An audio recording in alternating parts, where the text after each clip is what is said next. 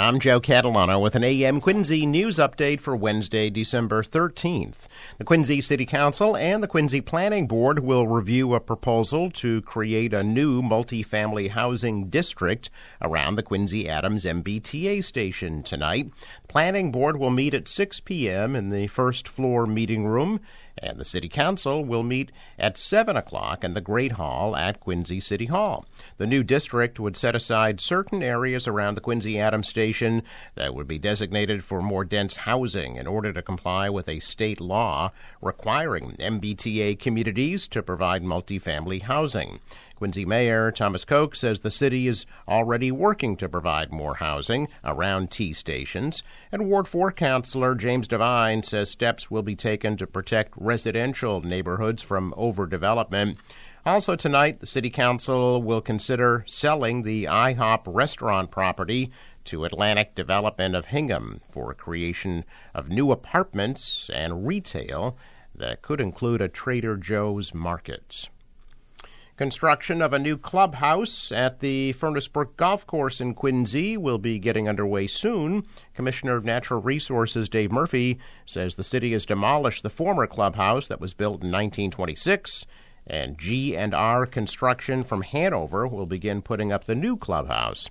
Murphy says the initial work will include some brush clearing, minor tree removal, installing new utility lines along Summit Avenue near the first tee. Murphy says site preparation will take place over the winter. Actual construction will begin in the spring. Project slated for completion late next year or early 2025. The new clubhouse will include a new pro shop, dining area, covered porch, locker rooms, and 4 golf simulators. Improvements to the adjacent Forbes Hill Park will also take place next year. 3 people are facing charges after Quincy police caught them in a stolen U-Haul with stolen merchandise and a gun in the vehicle on Monday. Officers stopped the U-Haul in the Walmart parking lot at about 4:30 Monday afternoon after determining it had been stolen in Brookline last month. After an investigation, police arrested a man and 2 women, seized stolen purses and electronics, and recovered a .25 caliber handgun with a serial number that had been obliterated. Facing charges, 33-year-old John Mosby of Dorchester, 44-year-old Caitlin Atwood of Cohasset, 35-year-old Tiffany DeSilva from Dorchester. DeSilva was taken to the hospital for a pre-existing medical condition. Suspects face various charges, including possession of a stolen vehicle and firearms violations. 2 women are charged with stealing nearly $5,000 worth of gift cards in connection to what police are calling a nationwide gift card scam ring. On Monday, Braintree police said they were alerted that 2 women were seen removing gift cards from the display rack at the CVS on Grove Street. Officers located the suspect's vehicle and eventually discovered 4 bags full of Apple, Nike, Sephora, and Visa gift cards. In total, they recovered 4,617 cards. Yan Lu and Na Dong, both from Flushing, New York, were placed under arrest and charged with shoplifting and receiving stolen property. Police said the scam is happening across the country and involves criminals removing thousands of gift cards and then logging the card numbers, barcodes, and corresponding pins. Then, police say the scammers repackage the cards and place them back on display shelves in stores. Police did not say when the women would appear in court. Hollywood stars Matt Damon and Casey Affleck were back in their home state of Massachusetts yesterday to film scenes for their upcoming movie, The Instigators. Damon and Affleck, both from Cambridge, were spotted together at a shoot right near the Squantum Yacht Club at Wollaston Beach and Malachy's Pub in Quincy Center. The Instigators is an Apple Original Films project set to be released sometime next year. The movie is set in Boston and is about 2 thieves who wind up on the run with help from one of their therapists after a robbery goes wrong. Not much else is known about the plot. The film is being directed by Doug Liman, who worked with Damon on The Bourne Identity. Damon and Ben Affleck, Casey's older brother, are among the movie's producers, along with Jeff Robinov, John Graham, and Kevin Walsh. According to the Deadline, the movie's cast also includes Ving Rhames, Alfred Molina, Ron Perlman, Hong Chow, Michael Stuhlbarg, Paul Walter Hauser, Grammy-nominated rapper Jack Harlow, who starred in the remake of White Man Can't Jump that was released this year. Previous filming for The Instigators was done during the spring in the North End, the Back Bay, the Charles River Esplanade, Memorial Drive in Cambridge, and here in Quincy.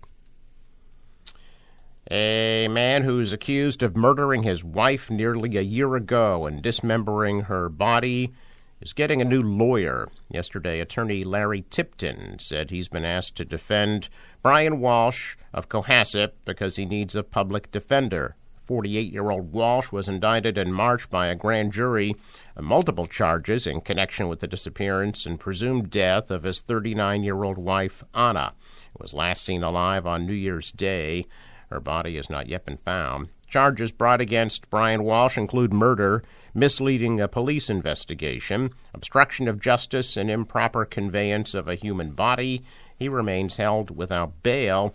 Tipton also represents Emmanuel Lopes, the 25-year-old Brockton man accused of shooting and killing Weymouth Police Sergeant Michael Chestnut and Weymouth resident Vera Adams in July of 2018. In July, a Norfolk Superior Court judge declared a mistrial in Lopes' case due to the jury being at an impasse after more than 24 hours of deliberations over 6 days. Lopes is being retried. The new trial is scheduled to begin January 8th. The two suspects accused of leading police on a chase into the seaport appeared in court yesterday. Prosecutors say that chase was tied to a crime outside of Boston, which is still under investigation. Police had issued an alert for a car that was spotted in Braintree. When officers tried to pull it over, the driver took off. Police say 30-year-old Christopher Meade of Malden and 23-year-old Kaylin Almeida of Bridgewater were inside, and that Almeida was driving. The car was not registered in her name. Prosecutors allege when the car stopped, Meade grabbed a bag from the car and tried to run away. Police say they found a gun in that bag.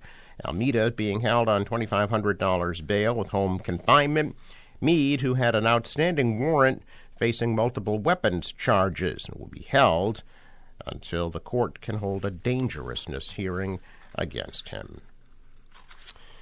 Well, as temperatures continue to dip and officials work to set up overflow sites, there were close to 250 families on the wait list for emergency shelter in Massachusetts as of Monday. There were 242 wait-listed families, according to the Executive Office of Housing and Livable Communities.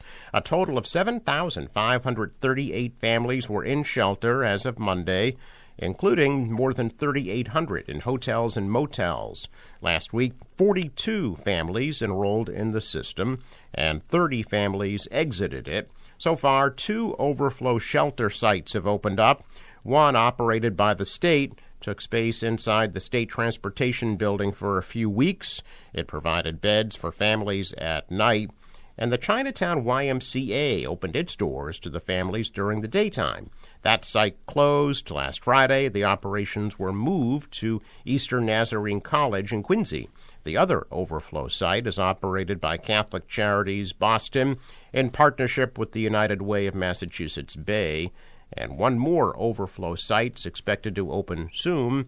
The shelter system received a much-needed boost earlier this month when lawmakers passed an overdue supplemental budget. Governor Healy almost immediately signed the $3 billion spending bill, which includes $250 million in emergency shelter assistance.